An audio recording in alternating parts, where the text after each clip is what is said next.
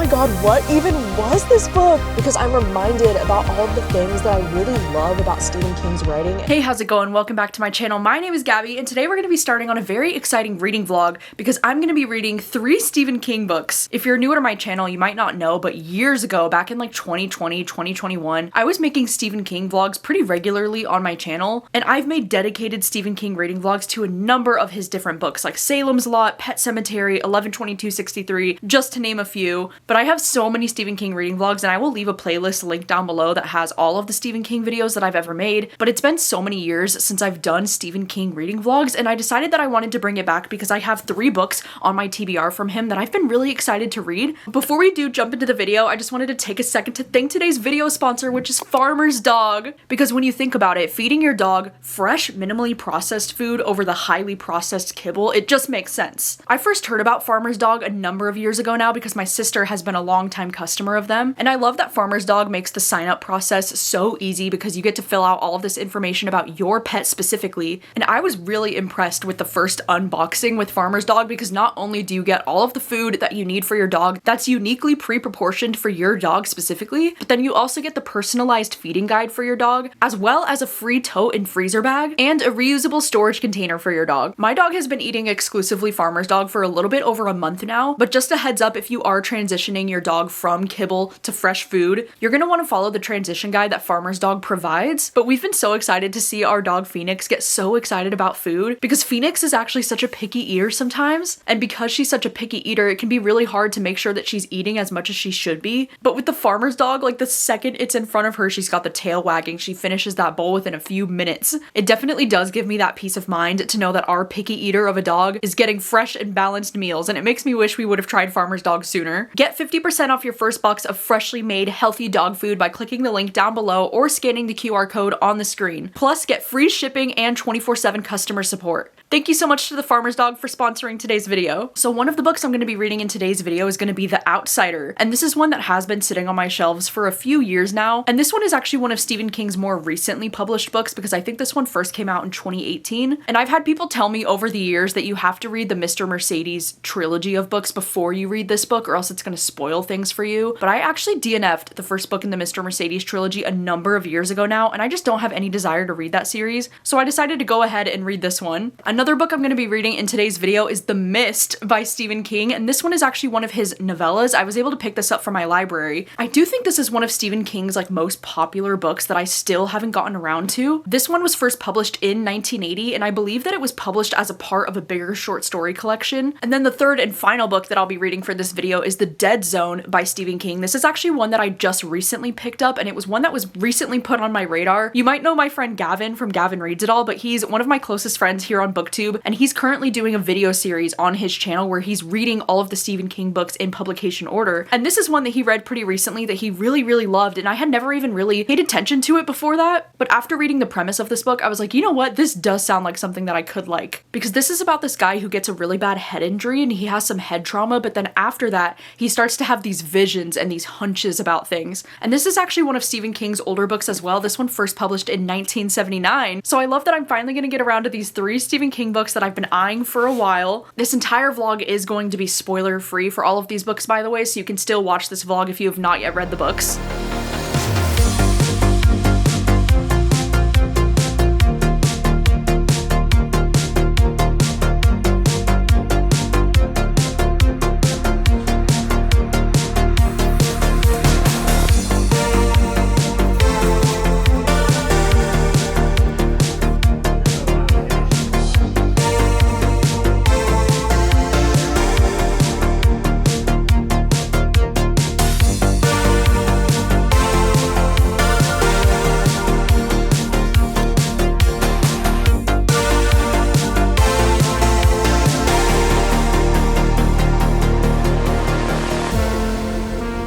Hello and good afternoon. I wanted to update you because I've started reading The Outsider by Stephen King. I decided to drive down to one of these like local coffee shops in Bellingham that I really like going to because the coffee is so good there, and they also have like donuts and lots of good things. So I've been chilling in there reading The Outsider pretty much all morning, and now it's almost 1:30 in the afternoon, and I now just hit what looks to be like it's like part 3 of the book, and I'm 170 pages into this one so far. And just to give you some background, this is one of Stephen King's books that was published a little bit more recently. This one came out in 2018. The year of 2020, there was an HBO show that was made from this book, and I actually did see some of this show on HBO. I think I only watched like the first like 4 episodes out of 10, and I was really enjoying the show. It actually stars Jason Bateman, who's like one of my favorite actors, but I don't know why I never finished it. Like, I only watched the first 4 episodes of the show, and now that it's been so many years since I first watched it, my memory on the show is a little bit fuzzy altogether. So maybe if I do end up loving this book, then maybe I can try to like revisit the show and see if it's any good.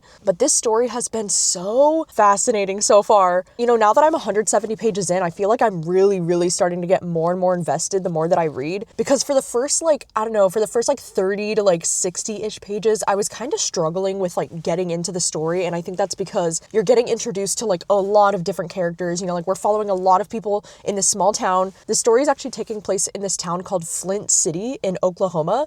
And I do believe this is actually like a fictional town in this book, you know, as Stephen King usually does. But in this story, we're following, you know, like this small town in Oklahoma, and their world basically flips upside down when this 11-year-old boy is discovered brutally murdered in their local park. And the crazy thing is that they have reason to believe that this guy, Terry, is the one who did it. And Terry is like not only an English teacher in the town, but he's also like a coach for the boys' sports. And he's also just like a very loved member of their community. So like, it's almost like shocking. People can't believe that he's even a suspect of somebody who could have done this to this little boy. And so we follow from the perspective of like a number of different people in the town, because we do get Terry's perspective and a few members of his family. And then we do follow this guy, Detective Ralph Anderson. We do get the detective's perspective as well. And I guess that was part of the reason why I was a little bit nervous to read this one initially, is because I don't always love reading books that follow a detective point of view, because sometimes I just find the stories to be a little bit like boring and repetitive and kind of mundane. But what I do like about this one is that we're getting the detective point of view, but it's mixed in with like a bunch of other people in the town, so it's definitely keeping me engaged. And I actually don't mind, like, a lot of this story is about reading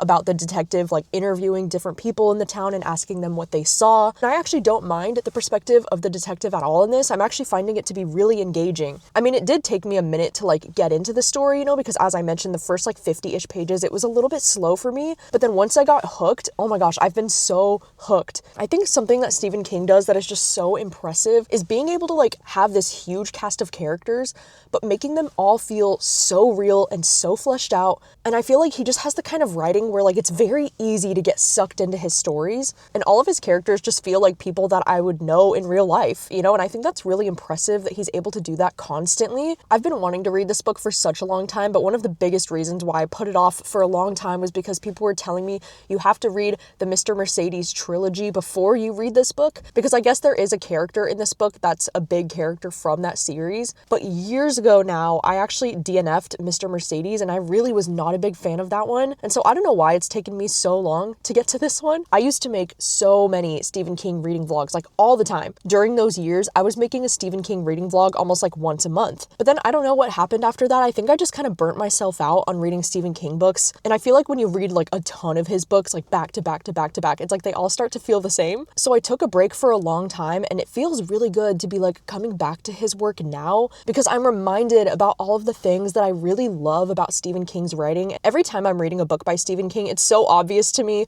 why he's one of the most successful authors of all time, you know? So I already feel so invested in this book, and I'm so happy about it, because this one is on the lengthier side. You know, it's about 560 pages. I'm listening to this one on audio too, and the audiobook is 18 hours long. It is one of his longer books, so like I'm glad that I'm feeling so invested already. I'm just really invested in the mystery of it all, especially since I never actually finished watching the TV show. Like, I have no idea where this story's going. I have no idea if this is going to end up being like your typical kind of like mystery thriller kind of a thing where like somebody's responsible, or if it's going to go in a direction where it's kind of like supernatural and like there's something more creepy happening in this town. I mean, if I had my way, I would love for it to be more of like a supernatural twist, like something that they can't really explain that's happening in this town, because that's my favorite type of Stephen King. Like, I love the way that he does, like weird supernatural horror. That's my favorite. But anyway, I'm going to continue listening to this one on audio today. I'm leaving the coffee shop now because I need to go to the mall just to grab a few things. I need to go to Ulta because I ran out of my foundation and I want to get some like makeup sponges and things like that. Also want to go to Trader Joe's before I head back home because I just have a few groceries and things that I need to pick up. So that's what I'm going to be up to this afternoon. And also, I don't know if you can hear the rain coming down on my car right now. It just started raining like the second that I got back into my car. So that's amazing. Anyway, let's head to the store.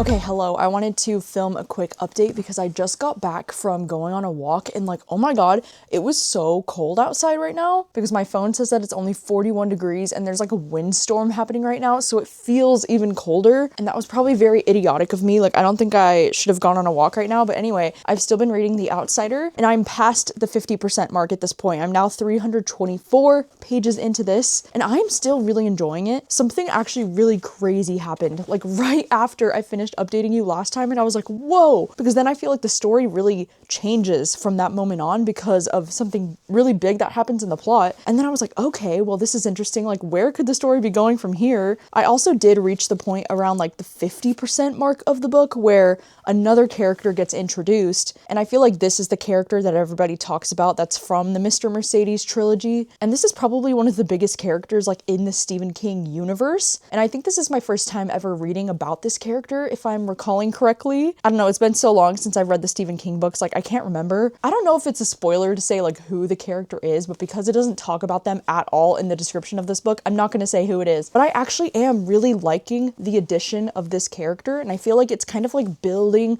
the mystery even more. I mean, at first when we like changed perspectives again, I was like, oh man, like I was finding it to be a little bit slow trying to get into that section. But now after the 300 page mark, I am back and like hooked into the story again because it's really building this mystery. Because I think the biggest thing with this guy and the reason why they're so confused about what's going on with him, you know, this guy Terry, he's getting accused of like murdering and really violating this 11-year-old boy. But the reason why the police are so puzzled and they don't understand how this is possible is because there's a lot of evidence that points to him killing this 11-year-old boy. Like, they have his fingerprints all over everything. Like, they have more than enough reason to believe that he was the one to do it. But then they also have concrete evidence that he was somewhere else the night that the murder happened. And so the mystery in this book and why it's so compelling is because they're trying to figure out, like, how can this guy be in two places at one time? Like, it doesn't make any sense. And I think that's really interesting and really creepy. And I'm really hoping, oh my gosh, because like I only have, you know, about 40% left of the book at this point, and I'm really hoping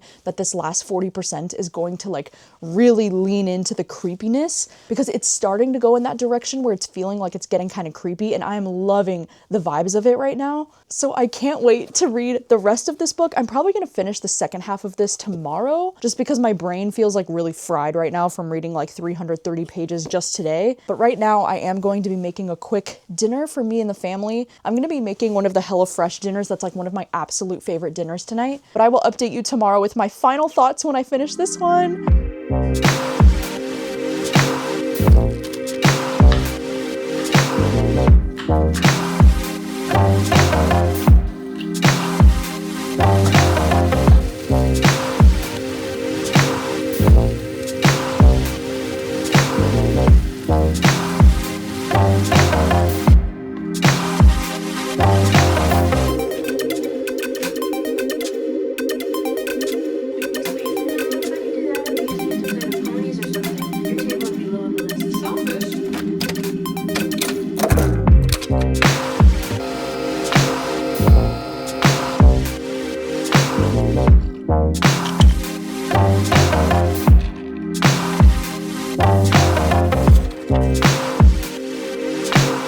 Hello, checking in with an update because it is now the next afternoon and I just finished reading The Outsider, and I'm so happy to let you know that I absolutely loved this. I thought this was so good. It was so creepy. I think the second half of this book is everything that I was hoping for this book to be and more. You know, I was a little bit nervous because this book was so long. I was like, you know, I really hope that there's a reason for this book to be over 500 pages. And even though I do think Stephen King has a tendency to be like a little bit wordy at times, I don't think his books ever need to be as long as they are, but I still appreciate his writing so much, and like this story just really worked for me. I think I'm probably gonna end up giving this like 4.5 stars, which is really exciting because I haven't felt this good about a Stephen King book in a long time. And this has got to be like one of my top favorites from him now. I think the reason why this book worked for me so much is because I really loved how the first half of the story really kind of feels like a mystery thriller, and like you're just following from the perspective of the detective and like multiple characters in the small town. I just loved the like mysterious feel to the first half of the story, and then I loved how the second half of the story really feels like horror. It really does shift gears in the second half of this book, but it was in a way that really worked for me, and it just kept me so invested the entire time. I think the only reason why I'm not going to give this the full 5 stars is because it did take me a minute to get invested in the story. It wasn't a book that I was instantly obsessed with like right from the jump, and then also there were some things about the ending where like I thought this book ended like 3 different times, and then I was like, oh, we're still going. Oh, we're still going. And there were some things about the ending that I thought could have been, you know, cut down on, but at the same time, I absolutely loved like the final chapter of this book. Oh my god, it was so good. It was like one of those final chapters that like gave me full body chills, and I was like, wait a damn minute. So I do love the way that the story ended. And I was really surprised by how attached to these characters I was starting to feel by the end of this book. I can definitely see why the character that's in this book like went on to become one of the most popular Stephen King characters. Like I definitely understand the hype. I also think part of the reason why I loved this as much as I did is because it involves such a specific horror trope that I just really love. Like I've been talking about this so much recently, and I don't want to say what it is because like that's definitely a spoiler, but like it's a horror trope that I keep talking about how much I love this trope, and I keep picking up books not knowing that it's gonna have that trope in it, and I'm just like, ugh, it's so exciting. I just love reading about it. I also think the audiobook for this was so well done, and it was so engaging, and the audiobook is narrated by that guy who's done almost all of Stephen King's audiobooks. Like he's just such a fantastic narrator. God, I'm so glad that I loved this one. It really makes me want to go back and like rewatch The Outsider TV show to see if like they made any major changes, or to see like how the adaptation holds up next to the book, because now after loving this book as much as I did,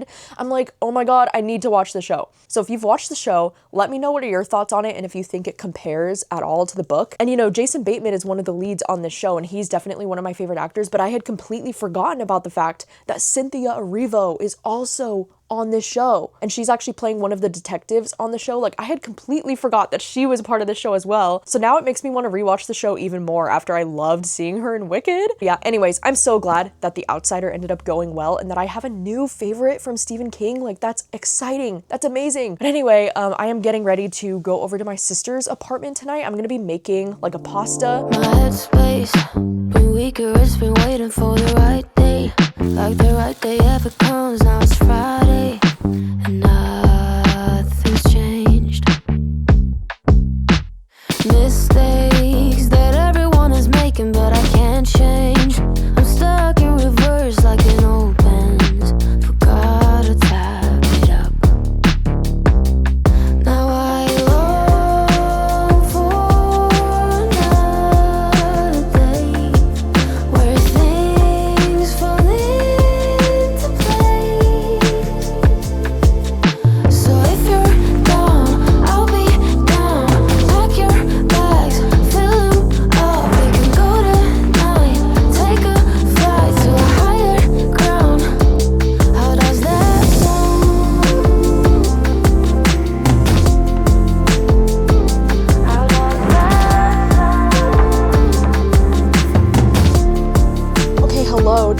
with an update because it's been a couple of days since the last time that I updated this vlog, but I just spent a really wonderful, afternoon reading in a coffee shop. That coffee shop that I just went to is one of my favorites in Bellingham, and I almost never come down here to this coffee shop. Like, I don't know why. I mean, it is like a 30-minute drive, from where I live, so like it is a little bit of a journey, but every time I come to Bellingham, like I never think to go there, and so I need to go there more often because it was so nice and so cozy. But anyway, while I was in that coffee store, I literally read the entirety of The Mist by Stephen King while I was sitting there because, this one is a novella and it's only about like 165-ish pages, and I read this entire thing just physically. Like, I don't have the audiobook for this one, so I read it physically. And my God, what even was this book? Like, this was crazy. I feel like this book was not exactly what I was expecting it to be, but like also in the best way. So in this story, we're following this guy named David and his family. He has this young son named Billy who's only 5 years old, and there's this really crazy and like unexpected thunderstorm in the summertime that they don't really understand, but the storm just keeps getting worse and worse and worse, and it's unlike anything they've ever seen. And like, this thunderstorm is coming at the very end of this really bad heat wave that they've been experiencing in their town, and it gets to the point where like the storm gets so bad that he's like, okay, we need to go like down to the basement, like downstairs, like we need to get away from the windows. And it's just like a really bad, really scary storm. And then shortly after the storm ends, when the family comes back upstairs, it seems like things are kind of strange, and there's this like weird thick mist that's happening outside, and they don't know how to explain it because, like I said, it was like the end of a heat wave, so it's really hot outside, so like it doesn't make sense that there would be mist and like fog because it's not cold, like it's like the middle of summer, so they're kind of like, okay, that's weird. And so this guy David, he makes this plan to go out to the store with his neighbor, and his son Billy goes with him because they want to try and figure out what's going on in their town, and they have to like stock up on a few different groceries and things like that. And then the description says, David and his son Billy are swept into a living nightmare as unnatural and violent forces concealed by the mist begin to emerge, wreaking havoc on all in their path. And it says now they are trapped in their local supermarket with a bunch of other survivors. That's essentially the plot of this book. Like, I don't want to give too much away because the book is so short, but this book was just crazy. Like, it was a really wild reading experience, and I really loved this type of horror. It did remind me of like a few other horror books that I've read before. Especially, it kind of reminded me of like The Horror by David Sodergren, just because of like the fog and like the mist. My only like nitpicky complaint that I thought was just so ridiculous was that this guy David, he's like, oh yeah, like I totally love my wife, like she's awesome. But then like the second he's away from her, when he's trapped in this supermarket, he's like seeing this other woman and he's like, oh my God, like I really want to fuck her. And I'm like, sir, like you are married and you are a father, and like your wife is just like stranded at home by herself, and you're just thinking about this other woman like that. The number of times that I had to read about this man's enormous erection, like, I'm sorry, but what the fuck? No. So that alone was enough to make me like want to knock a star off of this. So I think I'm going to give this book 4 stars. That was just the one thing that like really irked me with this. But otherwise, I thought this was pretty great, and I really enjoyed my time reading this. Like, this was so suspenseful. It was so intense. And I feel like with this book, for me, the ending was like the perfect amount of like ambiguous. It was just the right amount of like leaving you with some lingering questions and some lingering thoughts, but giving you a little bit of closure. Like, I don't know. I did like the ending of this. So curious now to like see the movie, because I've heard so many great things about the movie, and I can't remember if I've heard that the ending of the movie is actually different from the book. This one was first published in 1980, and I didn't realize, but this one is actually like one of the short stories that was published in one of his big short story collections. It was from the book Skeleton Crew, I think. I feel like Stephen King should try and do novellas more often because I feel like this was the perfect book length for me. If it was any longer, I feel like it just would have started to drag. So like, I'm really glad that he decided to write this as short as it was, because it's not often that you can say that about a Stephen King book, that it's short. But yeah, this was 4 stars, and this video is going so incredibly well. Like, I'm so glad that I'm reading books that I'm actually really enjoying. I also, if you just saw those last few clips, I decided to stop by my local bookstore that's like right in this area, because since I don't come down here very often and it was like right down the street from that coffee place, I was like, I might as well stop into the Village Books. And if you didn't know, Village Books is one of my local bookstores here in Bellingham, and the reason why I love coming to this bookstore is because they have an ARC shelf in the back, and so basically you can take a look through their ARC shelf and you can take anything you'd like and then donate $2 to the store for every ARC that you take. But anyway, I went absolutely insane in there, and I found 6 different ARCs that I'm so excited about. So 2 of the ones that I found are these really cute like Japanese translated cozy books that I've been hearing really great things about. This one's called Dinner at the Night Library, and then this one's called The Healing Hippo of Hinode Park, because I really do want to try and prioritize reading some more like Japanese translated fiction, because of how much I've been loving it. Like, it's just one of my new favorite subgenres, and so I was really happy to find these there. I also ended up finding a copy of this young adult romance called You Found Oliver, which this one just looks so freaking cute. I'm obsessed with the cover designs of this author's books. I have read You've Reached Sam by this author, but I wasn't the biggest fan of that one, but I do want to give this author's other books a chance. I also found a copy of this one called The Understudy, and this one is either like a horror or thriller novel. I can't remember how I heard about this book, but I heard about it recently, and it says an opera singer uncovers the dark secrets of her cruel and alluring understudy when a shocking murder disrupts her disciplined world. I knew that I really wanted to read this one when I read the first sentence of this book. Says, the first time my understudy tried to kill me was on the day we met. This other one is one that I've never heard of before, but it's called Great Disasters by Grady Chambers, and this is one that just published very recently in September, and the main reason why I wanted to read this one is because this is described as like a coming of age story about these young 6 men, and it says that this is compared to Boyhood, which is a movie that I absolutely loved, and I was also intrigued by this because it's so short. It's only like 200 pages, so I was like, you know what, why not? I'll give it a shot, and I really love this cover. Like, even the cover kind of reminds me of Boyhood. And then the last one is the one that I'm the most excited about because it's All of Us Murderers. Dude, the way that this book was an aardvark pick recently, and I was so close to adding it to my box. Like, I was this close to adding it, but I'm so glad that I found this here because I've been really curious and like really excited about this one. I don't even really remember the description for this one about like what it's about, but I do think that this one is a mystery. I think there's a lot of queer characters, and I think it has like a gothic kind of a vibe to it. So like, I'm here for this. So yeah, that is my rather large book haul from today. Anyway, I am going to head back to the house. I think I might have to stop by the grocery store on the way home because I was going to make this pasta dinner last night and I realized I was missing like 1 or 2 things, which is like so annoying. Like, I hate when that happens. So I have to go to the store just to pick up like an onion and like Parmesan cheese and just like a few things that I need to make this pasta. And then I'm going to be making the pasta like later tonight when I get home, and I'm so excited because it's like a butternut squash kale pasta that I really love, and I feel like it's like the perfect thing to make during the fall time. So I'm gonna have that for dinner tonight, and then I also think me and my mom are gonna be finishing up season 4 of Gilmore Girls tonight because we only have like 3 episodes left. Season 4 has been so good. I feel like especially as we're gearing up towards the end of season 4, there's just a lot happening on the show right now.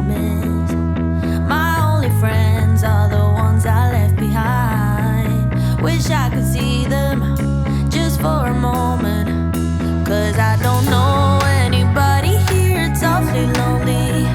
I smile, but they just stare, and I see misery everywhere. It's getting to me. I cry, but they don't care. Oh, I'm getting lost in the commotion, and the sound is way too loud. 'Cause I'm not the city girl I thought I was. This town is bigger than the ocean, yet too small to fit the crowd. 'Cause I'm not the city girl I thought I was. Hello, it is now the next day, but I wanted to update you because I've started reading The Dead Zone by Stephen King. I also wanted to update you because last night I did end up finishing season 4 of Gilmore Girls with my mom. And like, dude, when I tell you that that was my favorite season finale so far in Gilmore Girls, because something happened that I've been like waiting to happen for 4 seasons. I am just like so thrilled and like so beside myself. Like, that was so good. And I can't wait to start watching season 5. And then last night I also finished watching the show called Task. This is a new show that's been on HBO Max that's kind of like a detective show, and it's from the same creators as Mayor of Easttown, which was another show that I loved a couple years ago when it came out. But this one stars Mark Ruffalo, and it was just so good. Oh my god, it was only 7 episodes. I finally watched the last episode last night. This show is absolutely incredible. I only watched it because my sister was really recommending it to me, and I'm so glad that I did, because this is like one of those detective shows where it's actually like so heavy and like so hard hitting, like emotionally. I did not think I was that invested in these characters, but like the last few episodes had me actually like really emotional, and it was so good. I ended up giving the whole series like a 10 out of 10, and I highly recommend it. But anyway, I have started reading The Dead Zone this morning, and I'm now about 138 pages into this one already. You know, jumping into this one, I wasn't really sure like premise-wise what this one was actually going to be about, and it turns out that this one actually has like a bit of a sci-fi element to the story that I'm finding to be really interesting. So in this story, we're following this guy named Johnny Smith, and right at the start of this book, in the prologue, it takes place when he's about like 6 years old, and he has this incident when he's on the ice where like he gets this really bad head injury, and it leaves him with like this nasty bruise on his forehead. There was also something in the prologue that I like wasn't the biggest fan of. it wasn't following our main character. It was following like this other guy named Greg, but there was like a really sad scene with him and this dog. I just did not like reading the animal stuff that was happening in the prologue of this book. I was like, what the hell? So just a heads up that in the prologue of this book, there's like a really sad scene with this dog and this guy being violent towards the dog. I just did not like that. But anyway, now the main story is taking place like years and years later when this guy Johnny is now an adult. And like something weird has been going on with Johnny ever since he had this weird head trauma incident when he was a young kid, because ever since then, he's starting to see these like visions and he gets these like hunches about things. Like he thinks that something's gonna happen and then it does end up happening. But then when Johnny's an adult, he gets into this really bad car accident and it puts him into a coma for 4.5 years. But it isn't until he wakes up from this coma that his visions start to get way more intense. Johnny Smith has come back from the void with an extraordinary gift that also becomes his life's curse, presenting visions of what was and what will be for both the innocent and the guilty alike. And so far the story has been a little bit slow for me, just because, I mean, at this point, like 138 pages in, I am just now getting to the part where he's like waking up from being in this coma for 4 years. And so I do think it's been a little bit slow for me so far, because a lot of what I just read was like things that were happening while he was in a coma. And I'm like, how much of this is going to be like relevant? I don't know. There's a lot of talk about like the politics that were happening in the 1970s, because this story's taking place mostly in the 1970s. I just don't know if I'm that invested in Johnny as a character, at least like not yet. But I do know with most Stephen King books that I read, it does take me a minute to kind of like get invested in the story and in the characters. And because this one is like over 500 pages, I'm assuming like the main part of the plot in the story hasn't even really kicked off yet. So I am excited to see where the story is going to end up going. But anyway, this afternoon I am doing some reading sprints on my Patreon, so I'm just going to continue reading this today. I also might actually take a walk outside, even though it is looking a little bit too cold outside to take a walk, but I also just really want to get outdoors today. So I think I'm going to try to take a walk, continue listening to this one on audio.